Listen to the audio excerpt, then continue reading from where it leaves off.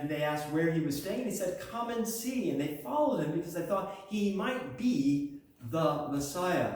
But eventually they left him. They went back to become fishermen in Galilee. And now Jesus comes to them the second time in Galilee, and he says, "Come, follow me, and I will make you fishers of men." And they left everything to become fishers of men.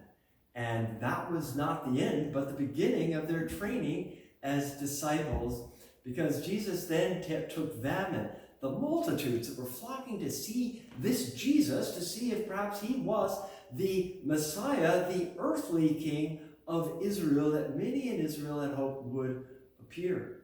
And so he took them up on a mountain, reminiscent of Moses receiving the law of God, to give the Decalogue, but instead of having commandments, he received tablets that were to be written upon their hearts.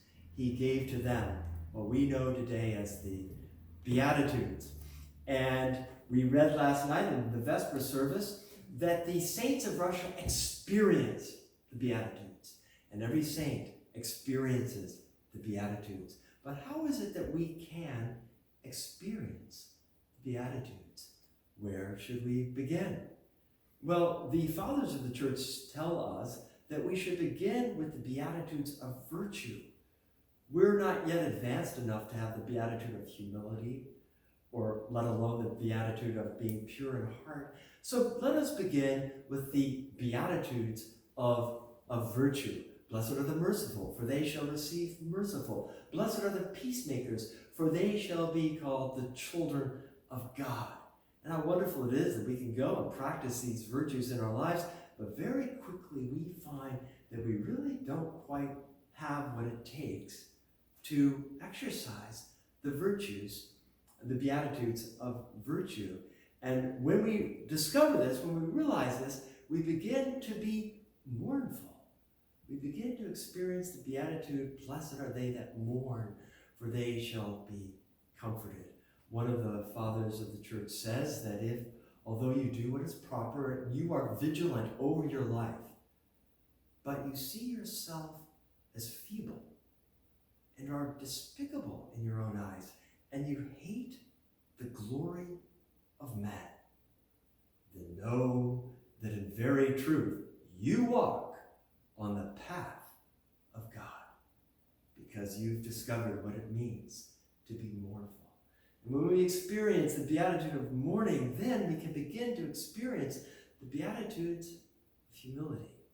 Blessed are the poor in spirit, for theirs is the kingdom of God. Blessed are the meek, for they shall inherit the earth. Blessed are they that hunger and thirst after righteousness, for they shall be filled. Because our lives are needful, and we realize how empty we are and how completely we need our Lord and God and Savior Jesus Christ. And as we experience the Beatitudes of humility, our heart is purified, our souls are purified, and we begin to experience the Beatitude, "Blessed are the pure in heart, for they shall see God."